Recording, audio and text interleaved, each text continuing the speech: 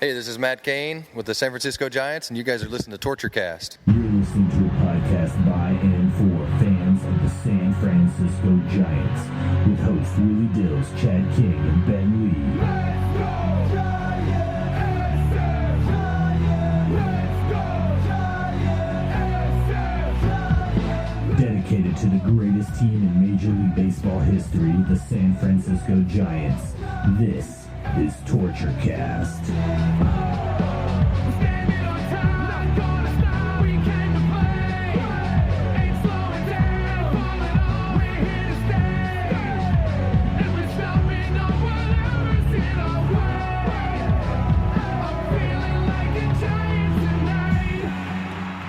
Welcome, everybody, to the Torture Cast, the podcast by and for fans of your San Francisco Giants. I'm going to be hosting tonight with Ben. Ben, I think, is online. Yarg. Pirate Ben. Yarg. How are you tonight, buddy? Yarg might be a good word for it, actually. But, man, I mean, I can't say that baseball's been bringing me down lately. That's for sure. No. It's been a pretty good set of weeks here for the Giants. It's doing me a lot of favors mood-wise. I'm not going to lie. I'm actually, I'm feeling better about myself, and that's not true. But, yeah, if you're talking Giants-wise, I'm doing great. I mean, it's been so much more fun to watch this team right now than it was for about, 2 straight months. Yeah, it feels really good. They obviously had a great month of August. Had some incredible performances, which we're going to get into. But I just wanted to start off the show by saying no matter how well they have been playing, there have been a couple of, unfortunate spots. One is the Dodgers keep winning, unfortunately. That's always unfortunate. Pretty much the same clip as the Giants because they got a little closer. Now they're starting to fade just kind of, a couple games here. But also that Colorado series, I think, really was just, it was kind of... It was a microcosm of the entire year against the Rockies. And, we're going to jump all over the notes here, but one thing that I'm just really disappointed in this year is the Giants went 9-10 against the worst team in the National League. And I mean, the Rockies have been pretty colossally bad. Colossally bad. I mean, they are a really, really bad team. And the funny thing is the Giants actually played them better earlier in the year when the Rockies were actually... When they were good. Yeah, when they were good. And everyone said, hey... They were very good. When Marty Lurie said, I think the Rockies are going to be in it till the end.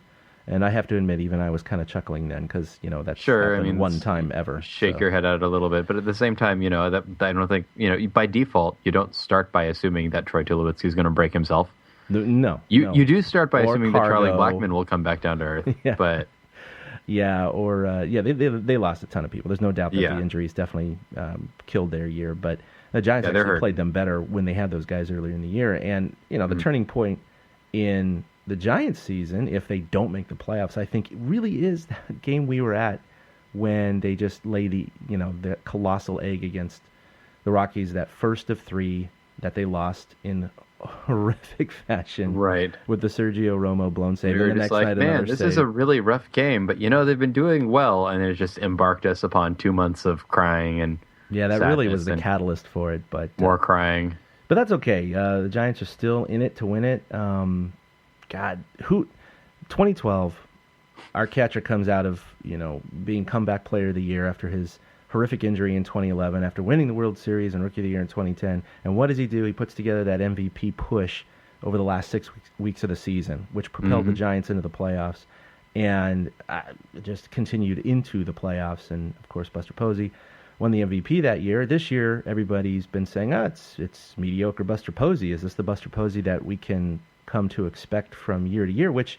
hey, it's above average for a catcher. I was going to say, until recently. But, it's like, okay, he's hitting 280. He's got 13, 14 bombs and like 60 RBI. It's better than average. Okay, well, maybe it's a little bit of a down year. Certainly more than we were hoping for out of, say, Guillermo Quiroz. Yeah. Or look at anything that Posey does, just think and say, Sanchez. Now, if Guillermo Quiroz did this, what would I think? Yeah, but he... When talking about replacement level.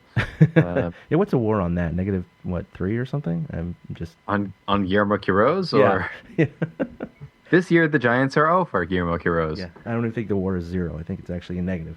But he did find his his Superman cape, his MV Posey cape, and he has donned that article of clothing over the last 16, 17, 18 games, basically last. It's hard for me to not have you say article of clothing and not think of Aubrey Huff, and I don't really want to talk about that any more than I just did, if I can possibly help it. Conjures up images of that article of clothing and Bud Light and. Dear 4 people watching, I'm sorry I had to do that. Yeah. I'm not really sorry. No, we're not really sorry. But he's just absolutely pushed the Giants over the top over the last 6 weeks and has put them into contention again in the NL West. As we're sitting here tonight, I think the Dodgers were about to win or did win. That does push them back to 3.5 games, which is unfortunate because they did close the gap earlier this week to just 2 games. And for a few fleeting hours, they were actually a game and a half behind in between games when they won in Detroit and then LA won later in the night. But really, Buster Posey has been the catalyst for this. He has been hot. Not only did he win NL Player of the Week this week, which, by the way, he hit 565 and had 5 multi-hit games. Yeah, that's insane. That's crazy. But even what's crazier is 512 over his last 10 games and 493 over his last 16. And he's raised his average almost 30 points in the span of 16, 17 games in August and September. That's unheard of. I mean, you have to hit 500 or higher to raise your average 30 points this late in the year. He has just been tremendous. He's, crossed the 20 home run threshold. He's almost at 80 RBI. And a lot of people are putting him back into the NL MVP conversation. And being the objective person I'm trying to be, which is not very often, I look at it and I say... wait, did you just call yourself objective? Yeah, which is... sometimes. Wait a minute, we have a podcast by fans and for fans, so that's kind of contradictory in nature. Right. But I would say, of course, maybe second half MVP in the NL or something close to that. But when you look at the entire year, he just, unless he continues this tear over the last 19 games, because that's all they have, by the way. They only have 19 more games. He just doesn't have the numbers to seriously be considered, in my opinion, for NL MVP. Just because he's going to finish probably with less than 25 home runs, less than 100 RBI. And even if he captures the batting title, which he's only, I think, 7 points behind Morneau right now. He's sitting 5th at 309. He would have to do something pretty dramatic game after game after game down the stretch to push the Giants. I would say it would require him to be superhuman over the last 19 games and to win the West for him to be under serious consideration. So you're saying there's a chance. So I'm saying there's a chance. I mean, it's, I don't see Posey as having an MVP season this year, but at the same time, we've been surprised before, so why not? He's still totally ridiculous, but he would have to continue playing pretty much at this exact clip that he is at, and that is something that I don't know if we're expecting or not. It really does depend on the rest of the lineup a bit. When Posey is the only threat in the lineup, he does not see nearly as much opportunity to be a threat in the lineup. When you have guys in front and behind him firing like Pence and Panik and sometimes Pagan, you really have an opportunity for him to go, okay, well, then they've got other people to worry about, so they aren't just going to start pulling a Barry Bonds on me or anything like that. I think that it's, we're in a spot right now where if the team is going to go, it's not just going to be because of Buster, but it is going to be because of Buster. If the team is going to go, though, it's going to be because everybody has done a good job, and that is something that we've actually seen pretty well this year, which has been really nice. There's a lot of shared responsibility this month. Different guys at different nights. I mean, Travis Ishikawa is doing well, which I'm frankly excited by. I mean... No, this is the feeling. We've talked about this before that I really like Travis Ishikawa, but the fact remains that he's having a season. I mean, he's hitting 304 with the Giants right now, and that's in 33 games. Yeah, so it's a decent sample size. But you're right. Well, you look 49 plate attempts, but still. Okay, but for the not that decent for the person 304, man. Yeah, for the player he's going to be in terms of utility. He's never going to have 500 at bats. So as far as but he's got 20 total bases. 20 total bases. Adam Duvall has 21 total bases, and he has half again as many plate attempts as Travis Ishikawa does. Travis Ishikawa, man. Instant honorary. All right, I'll calm down now. Going a little T.I. crazy, man. That's what we started calling him, T.I. Really? Yeah, that's that just horrible. brings all kinds of other exciting things into it. Yeah, Somebody just start the T.I. clips in the background. Rappers and Treasure Island and Vegas. Or better yet, don't do not so good. Really? I have never once called that T.I. Well, that's what they call themselves. That's probably why They have that big sign really in Vegas, avoided going and there. Literally, it's all like they're trying to be hip, right? Instead of Treasure Island. Oh, I'm sure. It's T.I. And it's like too much information for what? Treasure Island. Oh, yeah. That's Welcome to Travis stupid. Ishikawa, the casino. I'm sorry, what? Did you just... Tits in What would here. what would a... That was bad. There's no H. Yeah. Well, that's the little H that you don't see. What exactly would be in a Travis Ishikawa casino, I wonder? I don't know, but all the slot machines are left-handed. Left-handed slot machines. I think that's where you got to go. It's got a Lefty's Sports Emporium in the Forum, just like Caesar's Palace. All the booths are configured that way. All right, so we sell left-handed gloves. Speaking of Giants, congratulations! You've won a left-handed token of appreciation. Madison Bumgarner also secured the National League Pitcher of the Month for August, and he had, I think, a left-handed pitcher of the month. That's right, the left-handed pitcher of the month for the team. It was sad because that worked. I was really hoping I was just going to run that joke into the ground, but I actually said a correct thing. It did. You did run it into the ground. It crashed and burned quite hot. Let's move on. What hot? Are we talking about Posey? Usually I'm the one drinking, but I think you might be drinking the punch tonight. Bumgarner, 1.97 ERA for the month, which is crazy. That's still higher than Kershaw's ERA for the year. Yeah. Oh, man. But what's really incredible about Bumgarner is he's obviously their ace this year. He's won Pitcher of the Month again. He's not, going to win Cy Young this year. I think we know that race is completely over. And in fact, the MVP might go to Kershaw as well at this point. Which is surprising. I mean, it takes a lot for a pitcher to be able to earn that kind of But he's having that superhuman type of year where you had guys in the past, pitchers win the MVP, including guys like Eckersley. And others. That was interesting. That was a really interesting one. Yeah, a reliever winning it. So I think he's out of the consideration for that. But what he can be in consideration for is leading the National League in wins. Now, I know Kershaw did win his 18th tonight, so he's back one behind him. But it's essentially he just sort of said, "Your move, Madison." Pretty much. But they have a few games left. More twang than that, probably. So Madison, I guess he does technically have a chance to win 20 this year with 19 games left. Correct? Doesn't he have 3 more starts at least? That would make sense to me. I mean, he's got to have at least 3. He might have 4. So he does have a shot at getting 20, which would be pretty increntible. When was the last pitcher that won 20? Is that like Billy Swift? Is it that long ago? I didn't even look it up. I want to say it's Billy Swift. 93-ish. I guess I'm looking it up. Well, thank you, Ben.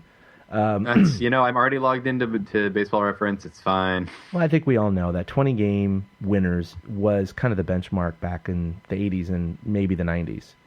Since then, I mean, it is hovering around 16. Changed drastically, though, it's changed so drastically. Not only fewer starts per year, but now more frequent use of the bullpen earlier. You just have fewer opportunities for those starters to actually get the extra couple of wins they needed to get to 20. So now an incredible year is 18 wins. That's like, oh my God, he's in Cy Young consideration. When 18 back in the 80s was like, he was 12th in the league in wins. He's very good, but is he great? He only won 18. I mean, does he have 25 wins? I mean, he started. Did we leave him in for 8 innings? He started 40 games. He only won 18, and that's not very good. It's a good thing this 4-man rotation isn't run too ragged. Let's see. I know, none of the recent Giants have won 20 games. That's for sure. Timmy hasn't. Kane hasn't. Bum hasn't. That's I do want to say Billy Swift. Yeah. That's what it is. Well, let's see if I can figure it out here. No, that's the most wins. How about sort by year? Yeah, it's not something that's probably easily looked 20, up. 20. I mean, I could have probably filtered this an entirely different way instead of putting myself through what I'm doing. We need Andrew Sean Bagley. Estes did have 19 in 97. That's right. John Burkett. Oh, Burkett 93. and Swift. Okay, it's Burkett and 93. They both Burkett did. and Swifty together in 93, 21 and 22. There you go. Okay. 21 for Swift, 22 for Burkett. That's right. They both got him. And then the next year, Burkett had 6. Yeah. Because So it was 94. 93. So 21 years ago was the last time a Giant had won 20 games. So he has a shot this year. Good grief. We'll see what happens. It's been a minute. Yeah. So, yeah. In fairness, the first thing that it did here is highlight that Madison Bumgarner has 17 for me on the first row. So that's exciting. It is. It is. I mean, he's the opposite of Matt Cain. He definitely has been getting the run support and supporting the runs himself. So I was going to say, in the last 3 years, the highest totals, Madison Bumgarner at 17, Madison Bumgarner at 16, Matt Cain at 16, and then Barry Zito at 15. yeah, that was that odd. That was 2012, though. That was 2012. Like, that's really all I can say about it is, so that was 2012, and Barry Zito had 15 wins. Do you that need to was know also the year that anything Santiago else? Casilla had 7 wins. So Gene Machi's got 6 this year, almost as many as Ryan Vogelsong. Yeah, but Machi started off with 5, like after the first month of the season. Remember Right, that? no, that was great. It was just, we were just waiting to see if Machi and Kershaw would go neck and neck for Yeah. wins over the year. Yeah, he was leading the league in wins at 5, like in May. Right. He just had so many more opportunities to get them. That was pretty cool. Yeah, kept life interesting. Definitely. So that series in Detroit was entertaining. I got to watch most of the first 2 games. I didn't see the third one, and so that was the right one to not watch. But going in, it kind of felt a little bit like the World Series again. Not with the number of prognosticators out there, but the Tigers were favored in all 3 games. Of course, being at home and having a similar or slightly better record than the Giants going in. Well, and I mean, they haven't been playing nearly as well, but they've been playing okay. Yeah, they've been playing okay, You but know? it did have that same feel like, with the big boppers, the Giants might be overmatched a little bit. It's like, nope, not at all. No problem. Took care of the first 2 games. Easy. So, I mean, securing that series win right away, it's just such a good feeling as a fan going, well, even if they lose the third game, taking 2 out of 3 in Detroit and beating David Price is pretty sweet. But then Miguel Cabrera decided to get hot in the last 2 games there. Right, He hit like 4 bombs 5 or for something. 10. Yeah. And that was just partway through the third game. I mean, Yeah, I do like everybody joking after he hit that slider off of Romo into left field. 2 years it too was late. like about, right. I may have said that once or twice. Yeah. I'm not going to lie. It's like, well, I think all Giants fans were thinking that was a distinct possibility during that at-bat in the World Series. It's like, we got a 1-run lead, there's 2 outs, yeah, he could tie this real easily. And got him. So that was the right time to give it up, Romo. Didn't give up the World Series, so thank you. Right. Good job waiting until 2 years later. Strongly approved. Good job. Good job, Serge. Good job. But speaking of bum, it was, David Price and Madison Bumgarner. It was, flaunted as being a marquee match. Yeah, an ace-off, a marquee matchup between 2 of the best lefties in the league. Blah blah blah. And what happens? Let's see which one can trip over himself sooner. I have to admit, as a Tigers fan, I would have been pulling my hair out in that first inning. He gets the first 2 guys out. Oh, man. And then it was like 6 consecutive 2-out hits. It was insane. It was like Posey and Pence and Pablo, and it was just like clunk, clunk, clunk, clunk, clunk, and then even Arias got in the act, and Susac, and that was just, who are these guys? And suddenly they got put 4 runs on the board with 2 outs and no one on. So that was pretty sweet. So then you're thinking, all right, the Giants got a nice, control of this game with their ace going. It's 4-2, just like that, because of Mr. Cabrera. And then, whoops! I looked away for 1 sec. You guys, 1 second. Yeah, I like one of the announcers. I glanced away for 1 second, and you're up 4-0 on David Price. Is this what you want? I was watching live when they did score all those runs, which was really fun. And then I went over to go wash some dishes or something, and then my phone beeped, and it was all 4-2, and I was like, "What?" I think I was at work, and I just kept looking at my phone, going, "Wait, what? Wait." Yeah, so they said, and that happened with 1 out in the bottom of the first. So after 4 outs were recorded in the game, 6 runs had already scored. It's just like, huh? Wait. What happened to this matchup we were talking about? I don't remember. Is this how aces work nowadays? Yeah. I realize baseball is a little different now, but.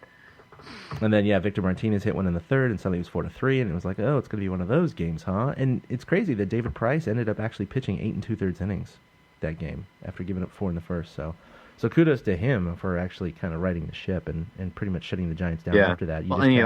Price is the kind of guy that can do that. But... Yeah, absolutely. He had Buster Posey that took him deep later, which proved to be the difference in the game because Romo gave one up to Cabrera later, his second of that game.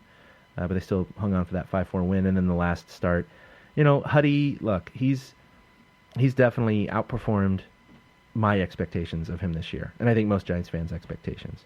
He's, in Atlanta the last couple of years, he's been hovering around a 4-something ERA, maybe high 3s, low 4s, kind of around that ballpark. And right now, I think he's at a 3.1 or 3.2 right now, so he's only got a few more starts left, so chances are he's going to finish up with a better ERA and WHIP than his last several years in Atlanta. So that speaks volumes right there, because the Giants obviously signed him expecting him to generate the same numbers or maybe just a little bit better because it's a pitcher's park. I think they were probably aiming for about the same numbers too, because you can't say, well, if he had a 4 ERA in Atlanta, he's got to have a 3.5 ERA. I mean, we're also talking about coming off an ankle injury and some other things. Everybody had the suspicion that Hudson would still be pretty good. Yeah. I don't know that anybody knew it. No, because you're never everybody seemed optimistic. He had thrown and people had seen him and it seemed good, but you kind of go, well, we'll see about how things go once we get into the real world. And as it turned out, fine. Fine. Just everything turned out fine. Do it. He's just fine. He's totally fine.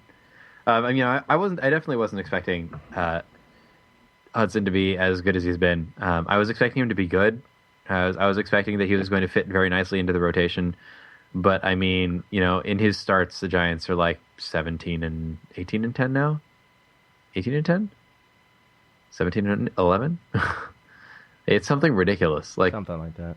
Yeah, the Giants are doing just a heck of a job, and Hudson is a remarkably large part of that. And I guess you can't say remarkably because he's good, but we weren't sure what we were getting with him at the beginning of the season. We knew that we were getting easily above average to very good, and we sort of resulted at very good to superior.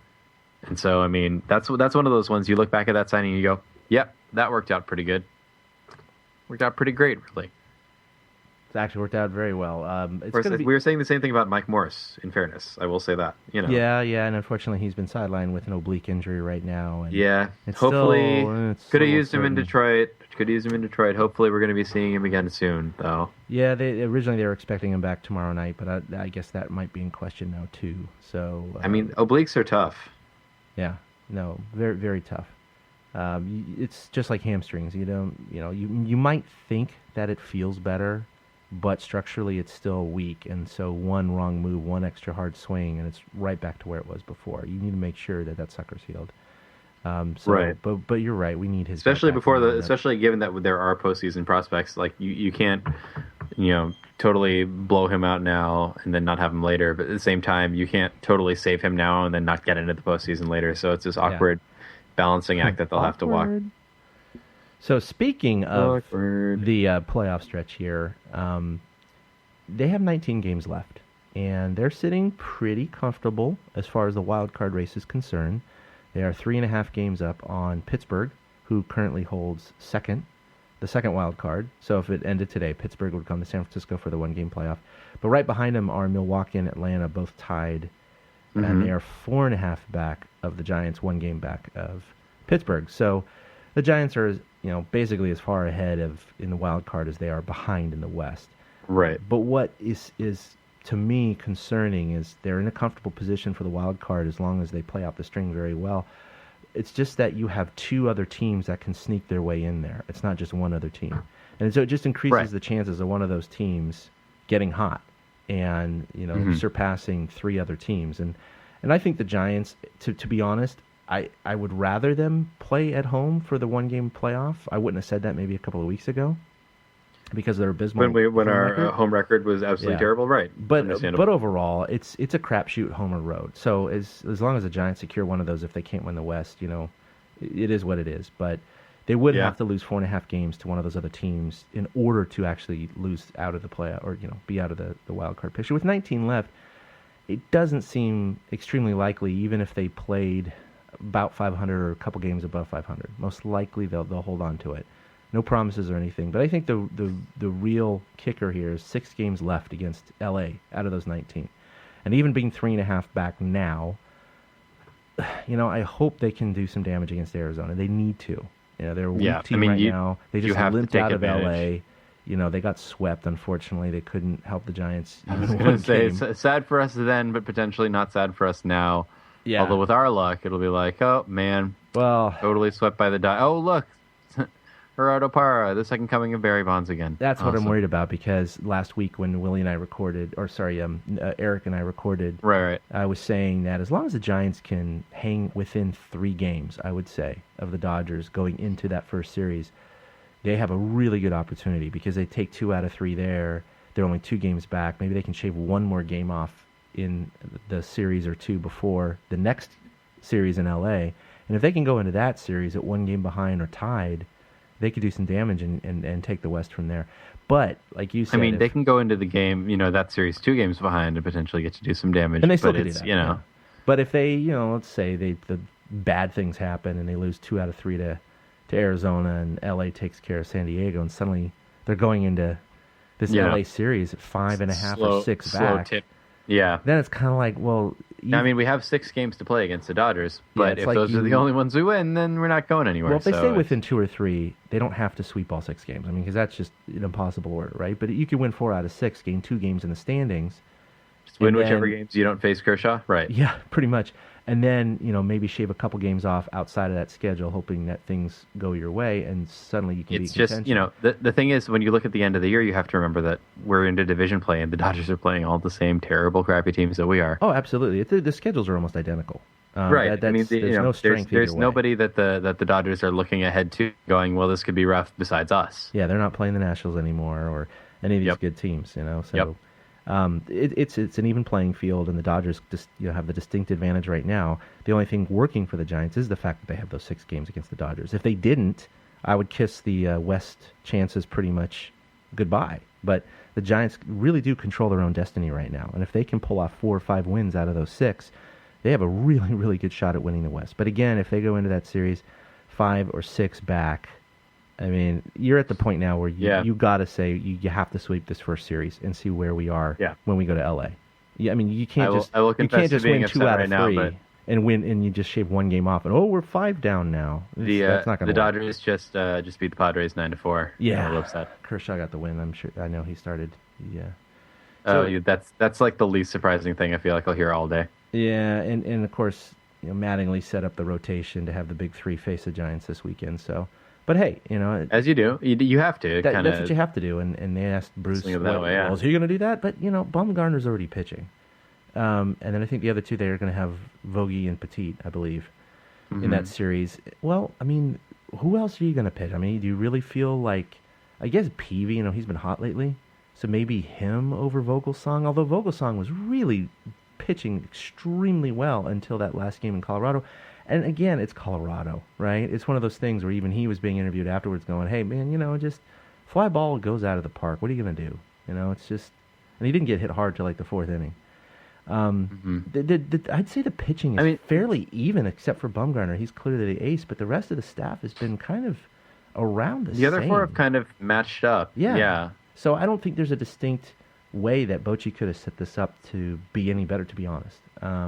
They don't have those big 3 like the Dodgers do. Back in the 2010, maybe 2012, they'd say, oh yeah, you got Bumgarner, you got Lincecum, and you got Kane. Yeah, you got those 3. That would be your big 3. You don't have in that 2010. Right now. That's pretty much how that stacks out for the most part. Exactly. So, it's Bumgarner, and then it's everybody else. But the thing is, the way that they're pitching right now, everybody else goes like number 3 on any other team. Yeah, and then that's if true. not higher.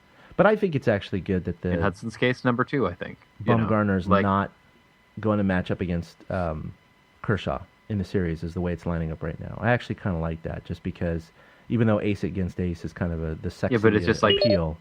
But it's just like, and we'll just dump this one out. It's hard not to look at a game against Kershaw and go, well, so that one's over. Yeah. We'll play it anyway, and maybe we'll get lucky because Brandon Belt plus Kershaw is always exciting. Yeah. Or Brett Pill Kershaw.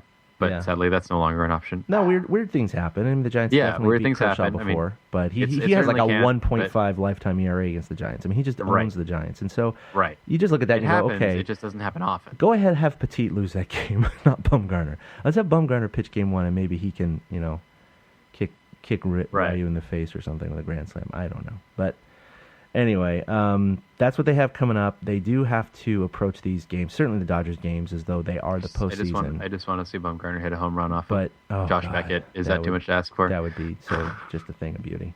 Just whump. Okay, then. But they can't underperform against Arizona and San Diego like they have against Colorado this year. Agreed. They just cannot. And in fact, the Giants are 8-5 against Arizona this year, so it's okay. They're above 500.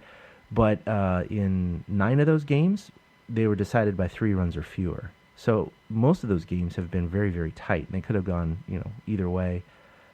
So they got to play this really tight. And if they could come away 2 out of 3 would be nice. But I think after that Rocky series, which they technically lost 2 out of 3, I know they sort of split because of that May game. They underperformed, and the bullpen blew up. But the one good thing, though, like you pointed out earlier, their offense is on fire, man. They're clicking on all cylinders right now, and this is something that has been carrying them so far over the last 3 weeks. It's something that you've seen some guys you weren't expecting to step up and really kind of take a hand in that. I mean, Joe Panik has to be at the top of any conversation about like guys you didn't expect to contribute to the team this year that are making a huge impact. I will say, in fairness, I was just looking at the records really quickly, and it looks like the Giants are actually 8-5 against the D-backs this year. Yeah, 8-5. And that could tilt in any direction very quickly, mind you. But conversely, the Giants are 6-6 against the Pods. Yeah. So that one is kind of anybody's game. Yeah, they're barely above 500 against the West. They're 9-10 against the Rockies, and they're 7-6 against the Dodgers. So they barely own a winning record against the Dodgers. They're tied with the Padres, losing against the Rockies, and just 3 games up on the Diamondbacks. So, yeah, a few extra games against the West. Division's been rough for us, considering that our worst. And it's sad because when you consider when our worst months were, we didn't do a lot of intra-division games during those 2 worst months. We were almost everywhere. There were a few. The Rockies certainly highlighted how bad we were at the very beginning of that stretch. But that was right in the meat of things. A lot of your division games there's some are spread in the middle, but a lot are at the beginning and a lot are at the end. We were really good at the beginning, and then we kind of went blah for a couple months, and now we're starting to right the ship again. But when you look at the way that the records turned out after that, you're like, man, I thought we were really good when we were facing a lot of these guys. That's kind of rough, and it's just one of those things that I look at it and I go, oh yeah, we're 7-6 against the Dodgers this year, and we're 9-10 against the Rockies. Baseball, man. Baseball, man. Yeah, it was baseball was 1993 when the expansion Colorado Rockies, granted expansion team, were 0-12 against the Braves that year. Baseball. And of course, the Braves beat the Giants by 1 game in the National League West. So, yeah, that was. Let's just not talk about this right now. Going down the stretch, going, oh wait, they're 0-6, they're 0-8, they're 0-10. Just win 1 fucking game, and the Giants can get the West. And nope. But like you said, that's baseball. All right, that's baseball. So, one of the big questions that we have for tonight is: should Posey stay at first? Now, I'm asking this question not as a permanent one, but as a shift for the last part of the season. And what I mean by this is that clearly his bat has been in fuego, and Susac has filled in very well. And in fact, on the Saturday broadcast on Fox, they were asking Posey about, hey, has this, more playing time at first base given you fresh legs? And is that responsible for your hot streak right now? And Posey, who usually plays it pretty close to the vest, he'll say things like, what the hell are you talking about? Basically, that kind of attitude. Right. He's basically said, well, yeah, it might have something to do with it. He basically gave some credence to that. And he doubled down on that by saying, and by the way, Susac has been doing a hell of a job behind home plate. He's handling the pitching staff really well. Which is true. And he's hitting very well, and he's hitting .350 over his last 10 starts behind the dish. Yeah, I mean, Hector Sanchez could be out of a job next year. Yeah, so I was Susac has been really something as both as a starting and as a pinch hitting catcher. I mean, he's done a really nice job defensively, which is something that was originally supposed to be a concern with him. Which we didn't really see, but it's you hear it when he's coming up through the system without really knowing what kind of context to give it. And I think now we're seeing that not only is he at least above average defensively, if not higher, offensively he's doing fine. And it's one of those things. Susac no problem at all. Yeah, and I mean, when you've got Susac in the catcher and Posey at first, unless we get Brandon Belt back, which he is cleared for baseball activities again, so we are looking at that at some point soon, and then we'll get a bit of a log jam again that we can worry about. Then we can start having the awesome, hey, what about, say, Posey at first, Belton left, Susac at catcher. Maybe we'll bring back, I don't know, Sean Estes and put him in the bullpen. And yeah. And wild speculation time is coming. But at the moment, wild speculation, wild speculation time, my favorite. At the moment, the Giants are frequently better with Posey at first and Susac at catcher than they are with Posey at catcher and frequent rotating cast at first, possibly with the exception of Michael Morse. Yeah, there's... with Brandon Belt, I know he's cleared to perform baseball activities now, so he's basically going to throw and catch and hit and all that. I haven't read, is there any kind of timetable on if he's going to be back next week or even at all in the regular season? On Belt? Yeah. I have not actually, I haven't seen either way yet. I've just been seeing the quick notes where it's just like, hey, so this person has, or this, just like the notifications where it's like, hey, so Brandon Belt's been cleared for baseball activity. Yeah. That's been it for me so far. Yeah, that's pretty much all I've seen. It like you said, there's going to be a logjam if he comes back here in the last couple of weeks of the season, and it's going to be interesting what Bochy does here. But he has an expanded roster, so he has a lot of chess pieces to play with. But what's even more interesting is if the Giants do make the postseason, and I mean, more than the one-game playoff, because that's whatever. What are they going to do? I mean, clearly he would be on the playoff roster. There's no doubt in my mind. But it does get trimmed back down to 25.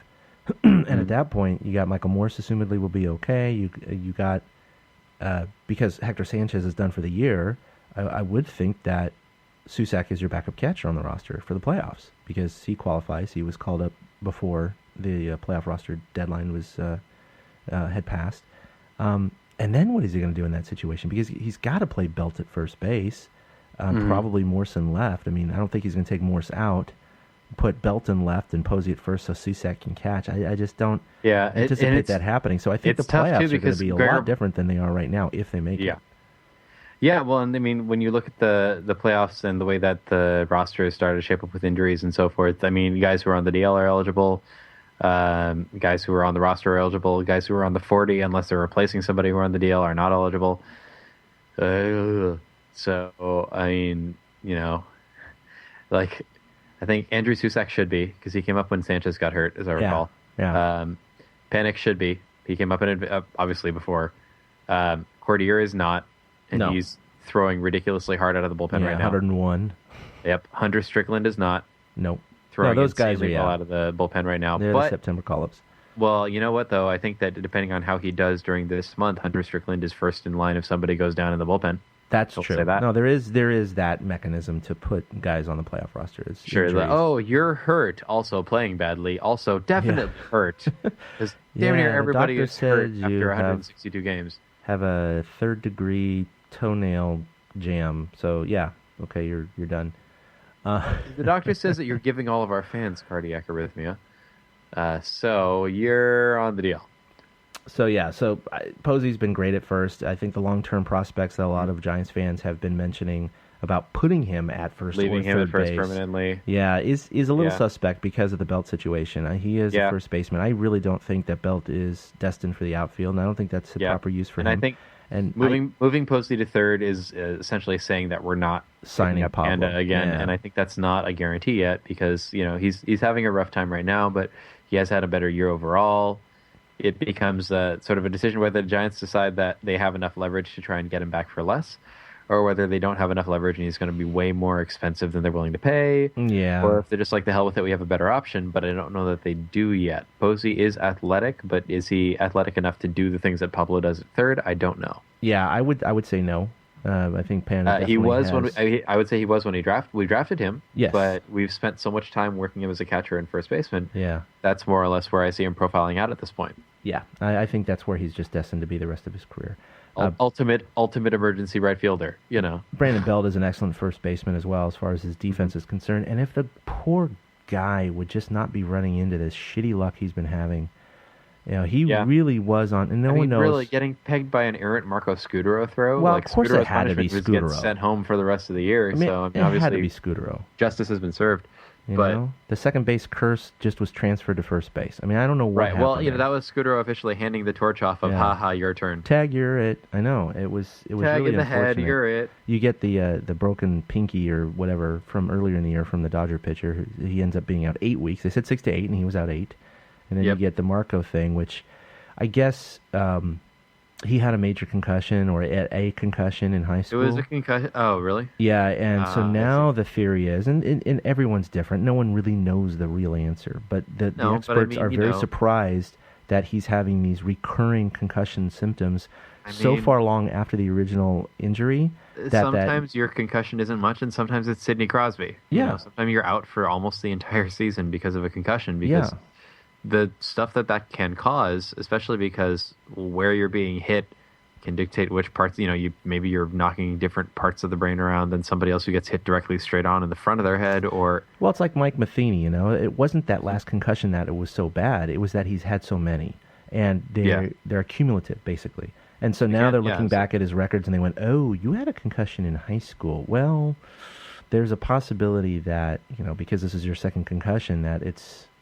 And second, that's a known. Of course, that's the other thing. A lot of players, especially younger and before this age of everybody worrying about concussions, there are many, many players who suffered multiple concussions and just never had them diagnosed. And so that's another issue as well. So he's had at least one concussion. Who knows how many he's had. But this might be the explanation for why he's having these post-concussive symptoms weeks after the initial event and after he's played and felt fine for days at a time.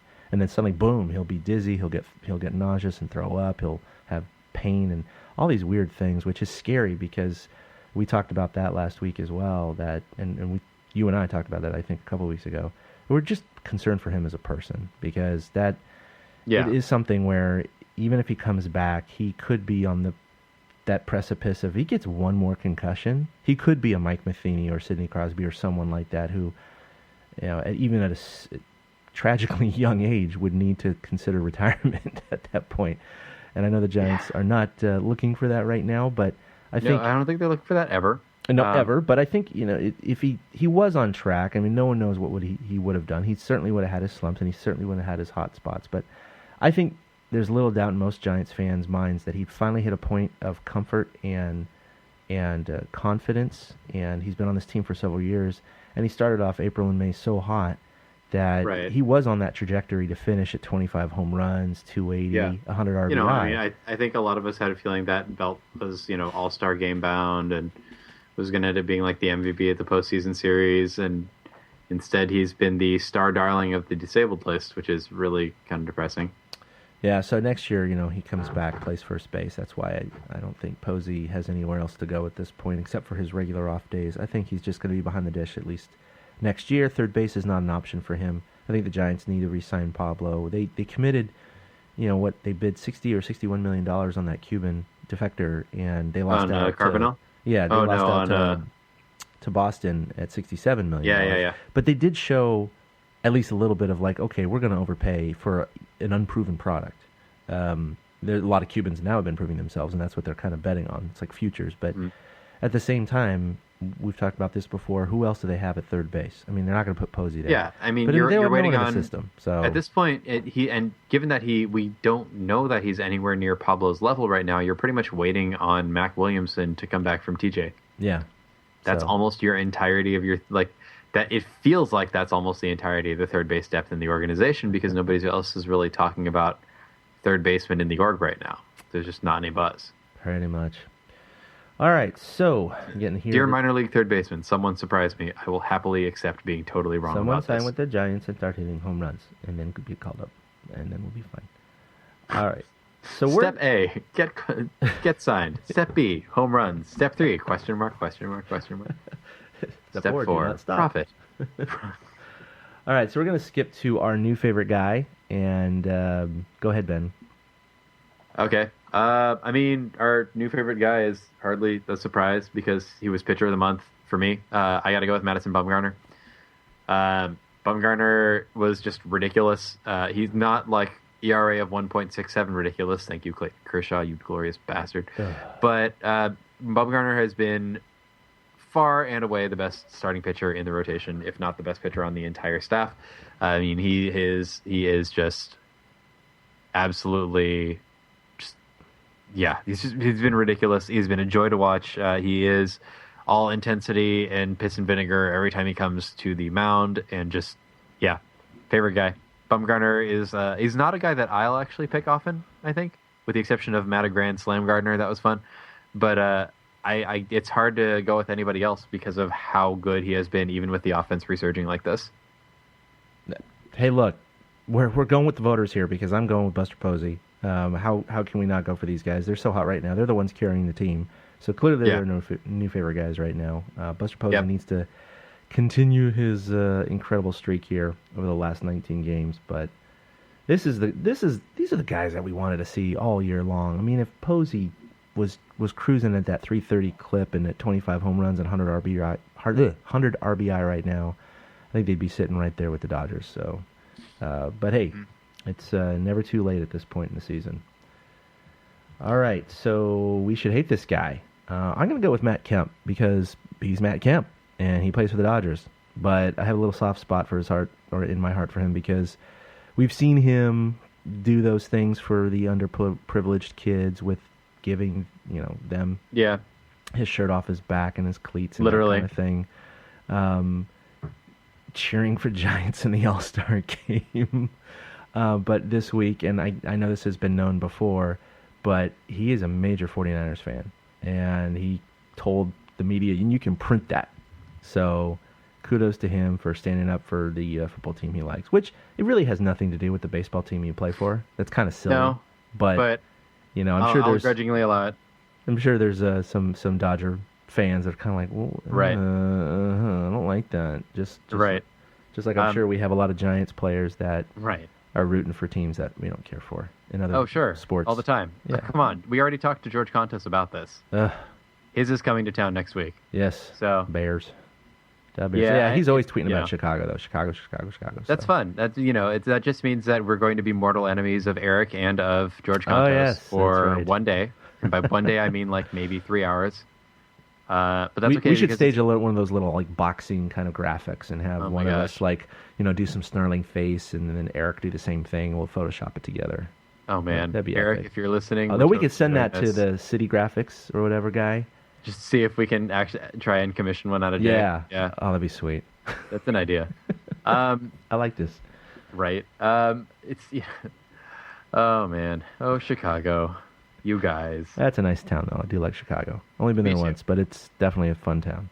Same on both counts. Only been there once. It is a fun town. I'm going to go ahead and preemptively hate Gerardo Parra. I was really tempted to hate Miguel Cabrera, but I can't. Yeah. It's like trying to hate David Ortiz. Yeah, he's like a big teddy bear. But they're also really likable. But they're really like so.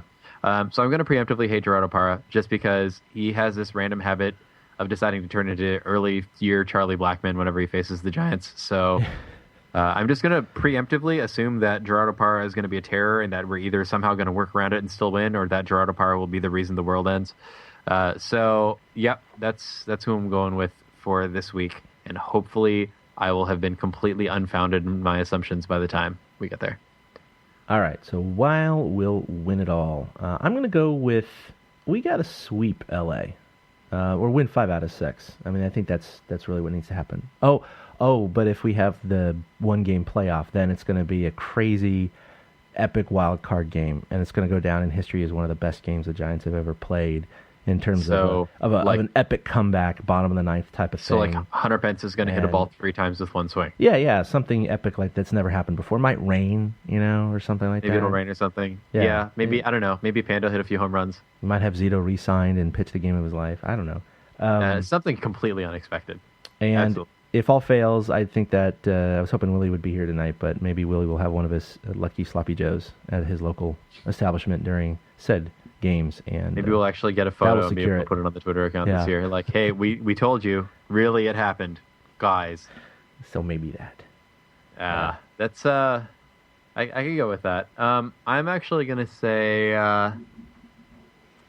why we will win it all. It's not going to be because of the guys you think. It's going to be because of Joe Panik and Andrew Susac. It's going to be because in a situation where the guys are firing well on most cylinders, we're going to have a clutch moment. We're going to need something really important, and Panik is going to get a contact hit, double into the gap at AT&T. Something like that is going to happen at just the right time. And the way that we look back and we remember like Travis Ishikawa walks and things like, we're going to look back and we're going to remember a Joe Panik double. Yeah, something random like that. The Cody Ross, the Juan Uribe. Oh, did I say his name? And Edgar Renteria. It was in the correct context. I'm not mad at you. Yeah. No. Oh, speaking of Edgar Renteria. Renteria, it's a high drive. Deep left center field. David Murphy going back. He's on the warning track. It is gone! I got the warm voice cracky fuzzies. Mine did that a minute ago. I can't really talk, but... Oh, God, I love that call. That's never going to get old. It never gets old. I know. History I got a whole soundboard full of these, and I just love playing with them. When I'm alone in my office, just, like, oh, I like that one and that one. Give me the fuzzy feelings, like you said. All right. So we have some cool stuff coming up, actually, this week, in fact. This Wednesday, the Giants will be playing Arizona in Game 2 of their 3-game series. And all three of us, Willie, Ben, and myself, are going to be going to the game, but in slightly different capacities. So, Ben, you actually have a special event ticket purchased for Gamers Night, correct? So I am currently planning to be at the pregame party for Gamers Night. Obviously, that's the gaming community is something that all three of us are interested in, even though Willie easily wins for being the most involved, and I'm terrible at Hearthstone. And will always be terrible at Hearthstone. I am just the worst at that game, man. If anybody wants to hang out and talk Mass Effect, that's not always something you'll run into with the rest of us. I will totally be at Seal Plaza. So, yeah. Yeah, no, that's really cool. So Willie and I are going to be attending officially as press, and so we're going to try and maybe crash that event. Yep, I'll be around, man on the streeting, and by that I mean video gamer on the streeting, I guess, since apparently it's video gamer night, not just gamer night, not just video game night, video gamer night. Yeah, we won't try and snag or Bogart one of those figurines. That's fine, but we do kind of want to check it out. I will, but that's because I paid for it. So, but yeah, and you deserve that. Man, it looks so good. It's a McFarlane figurine. It's going to be awesome. Oh man, it looks sweet, doesn't it? I'm super excited. It looks so sweet. I mean, and I will confess that I haven't played the Assassin's Creed games, although I do own several, and they're actually coming up on my list of games I want to try out. Right. So I still need to play the first one and run around Rome doing assassin-y things. Right, you're going to go play in order 2, 3, 4. If you haven't seen it yet, man, the costume is of Arno from the upcoming Assassin's Creed Unity game, I believe, and it's a McFarlane figurine, and as you know, Todd McFarlane figurines tend to be pretty decent quality. But it's also got the black and orange Assassin's jacket because it's in Giants colors. This is awesome. Pretty sweet. No, it really is. It definitely is a crossing of our interests in our worlds. Yeah. And it's going to be sort of really like cool. instant Torture Cast success day. Yeah. So we're really hoping that translates into on the field, but failing that, we're going to have some awesome stories. One of us will have a great figurine, and we will all three be at the bonus ode in the evening. So, I mean, we're really looking forward to that. It's going to be a lot of fun, and hopefully, if you are either, in the area early, or if you're going to Video Gamer Night, hit us up on Twitter, and let's definitely get together, chat a little about the Giants, about games, about Hunter Pence playing things on Twitch. Whatever you want to chat about, let's get together and talk. Yeah, so if anyone has any questions out there for the players, because we have we're really excited. This is going to be first-time access. We've had access to the players before, but only in the capacity... On the field and so on. Right. Yeah, only in the capacity of Media Day in February. We've done that a couple of times, and that's a very organized kind of thing. But, we've gotten a lot of time. Ben, you were there with me last time, and it was pretty sweet to be able to sit down with these guys for 5 or 6 minutes at a pop. But we've never had clubhouse access. We have dugout and press box access, but not actually in the clubhouse before and after games. Mm-hmm. Well, we do for the next 2 games. And so Willie and I are going to be there Wednesday extra early because the clubhouse is open for about an hour. So about 4 or 5 hours before the game, so it is an early day. But we do plan on going in there with, I'm going to need some anti-anxiety medication, I could say, but because it is tied with Gamers Night, we really want to seek out Hunter Pence and just grill him, in a friendly way. But Yep. Although, depending on how he's doing, a lot of people will want to speak to Pence, so it may take a little bit of time to really just snag the right spot. But, man... Well, what I've been told is that... Now that you guys have gotten to chat with him about, Hearthstone at least once, I figure... Well, that's the thing. When we were on the field there with Veronica and Willie just blurted out about, I suck at the game. I can't remember what he said, but it was something about a druid card. I entirely missed it. But whatever. And Hunter, oh my God, he was like a little puppy dog. Face lit up. Hey, let me come back. He turned around and he's just like, oh my God, you know about this. And so, he threw a few. Someone in my baseball life knows about my gaming life besides the people on the other side of a Twitch feed. Yeah, exactly. So this is who are, in fairness, all pretty interesting, but Yeah, very rare, I'd say breed that Willie and me and Veronica sitting there were. But it was so crazy to see him not only spew all this verbiage about the game, but then go into the cage and then come right out, and I mean make a beeline for us, and go, oh, and another thing, so I tried this other card, but this legendary doesn't work well with that one. Well, but let's face it, what's really funny about that situation to me is that you've got, on this one side, you've got Hunter Pence, who is absolutely freaking phenomenal at baseball, and is pretty good at a game like Hearthstone. And you turn around on the other side, you realize you've got Veronica and Willie. We're actually pretty freaking good at Hearthstone, Willie especially. Yeah. And in Willie's case, at least not bad at baseball.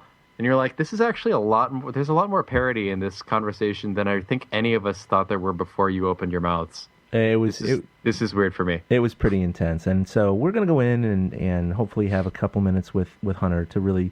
Mm-hmm. I mean, we're going to ask him some baseball questions. Don't get me wrong, everyone out there. But we're definitely going to hit the gamer angle because... at this point of the season, I'm sure that all of the players are just, hitting streak. Okay, yeah, I'm comfortable. Oh, yeah, we play well here. It's just, it's the same stuff over and over and over again. Sure. So I think someone coming in the clubhouse to talk Hearthstone or something else like that is probably going to be pretty sweet for him. What can we say, folks? We're not necessarily a real media outlet, even though we carry news and talk about things. So we're usually the ones with the weird questions to shake things up, and we're proud of it. That's what we do. We're going to just see who's there, and it may even be that Hunter Pence isn't in the clubhouse at the time, but we're going to hang out and try not to be the weird, awkward guys in there going, what do we do next? You're totally going to be the weird, awkward guys. We're totally going to be the weird, awkward guys. We're just going to... But it's okay, because that's hopefully why people keep listening to us, since goodness knows we're the weird, awkward guys all the time. Right, guys?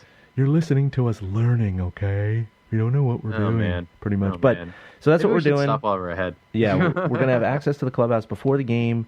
Hopefully go to Gamers Night, the event with Ben, be in the press box for the game, tweeting out like mad there. And then we'll have clubhouse access after the game, so we can go back in there and ask questions, game-related, of course, of the players. Maybe hit the Bochy press conference, and then we're going to do our normal bonus episode. And then the next Saturday, this coming Saturday, against Los Angeles...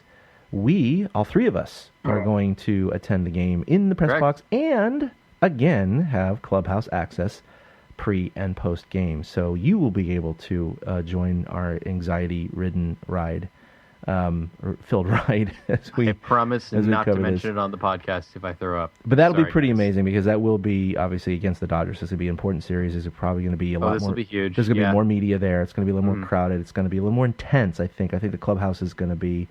a little bit more focused, and so we'll have some tough questions for them, or none at all, and ask them about their favorite food or what the clubhouse spread was today. Right. But basically, it's going to be really interesting. It's definitely the beginning of a big ride for us, and it's going to be a big ride for Willie and Chad. But it's definitely something that, for every Giants fan, is going to be a huge deal. And obviously, we're always interested in helping you guys get a little closer to the players and having you guys kind of ride along with us while we do some kind of silly, fun, awesome stuff. And if you have questions for the players, send them to us. We can't guarantee we're going to get to ask them because we don't know who we're going to have access to. But if you want to ask a question to some of the players, if you got something on your mind, send it to us, and we'll see what we can do to try and get it fit in. This is a great chance for us to kind of get a little closer to the game, and we'd really like to be able to share that with everybody who listens.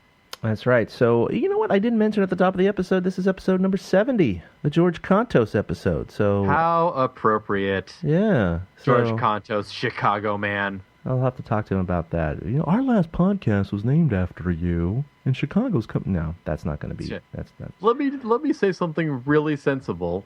The Bears. All right, and I quit. We're done. Bye. So you can go ahead and send in any mail to mail@torturecast.com. That is correct, isn't it, Ben? Mail@torturecast.com. Mail@torturecast.com. Okay, good. You can follow us collectively at TortureCast on Twitter. You can also follow us individually. I'm at ChadK21. Ben is at Fried Duck, and the absent Willies. He's only one person, by the way. He is not multiple people, although maybe his psychologist actually disagrees with that point. But you can follow him at Willie Dills. We're going to be going crazy on Wednesday. In less than 48 hours, we're going to be in the press box, in the clubhouse, going like mad. So please stay tuned to our Twitter and social media feeds, and even YouTube and other places. It's going to be totally insane. Send us any crazy questions, any mail, do whatever. You can find our blog at torturecast.com, where you're going to find all of our blog entries and all of our episodes posted there. We are streaming this live on YouTube as we speak for the 3 people watching right now. But hey, it's better than none. So go ahead and all that info on when we stream and how we stream and where to find it is on torturecast.com. So for the absent Willie and for Ben, this is Chad signing off on episode number 70. Boom. A big thank you to everybody for listening to the TortureCast, the podcast by and for fans of the San Francisco Giants. Follow us on Twitter at TortureCast. You can also like us on Facebook or check out our blog at torturecast.com. I also want to say thank you to Ashcon and Bailey for letting us use their song Feeling Like a Giant for our intro. For Ben Lee and Chad King, my name is Willie Dills saying, we'll see you next time.